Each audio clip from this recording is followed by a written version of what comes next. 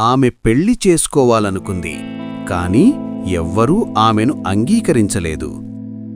అనన్య పుట్టుకతోనే శారీరక వైకల్యంతో పుట్టింది. ఆమె కాళ్ళు బలహీనంగా ఉండేవి, కాని ఆమె హృదయం కలలతో నిండి ఉండేది. ఆమె హాజరైన ప్రతి పెళ్లిలోనూ నవ్వేది, కాని లోపల మాత్రం ఆమె బాధపడేది. ప్రజలు ఆమె మనసును చూడలేదు, ఆమె లోపాన్ని మాత్రమే చూశారు. ప్రతి పెళ్లి చూపులు ఒకే మాటతో ముగిసేవి, వద్దు. ఒక రాత్రి ఆమె అద్దం ముందు నిలబడి ఉంది, కళ్లలో కన్నీళ్లతో. మరియు తనను తాను ఇలా ప్రశ్నించుకునేది, నేను ప్రేమకు అర్హురాలిని కాదా? కాని మరుసటి ఉదయం అంతా మారిపోయింది.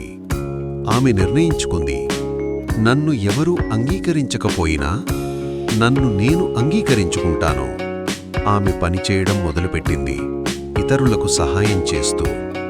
మరియు నెమ్మదిగా ఆమె తన చిరునవ్వును తిరిగి పొందింది. ఒకరోజు ఒక సందేశం వచ్చింది.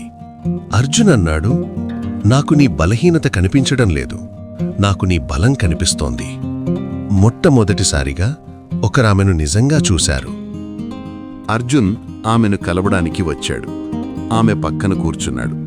ఆమె చేయి పట్టుకుని అన్నాడు, నాకు పరిపూర్ణమైన శరీరం అవసరం లేదు. నాకు కావలసింది నీ అందమైన హృదయం మాత్రమే. నన్ను పెళ్లి చేసుకుంటావా? మరి ఆ క్షణంలో ఆమె బాధంతా ఆనంద బాష్పాలుగా మారిపోయింది. సరైన వ్యక్తి మీ లోపాలను ఎన్నటికీ చూడరు, వారు మీ హృదయాన్ని ప్రేమిస్తారు.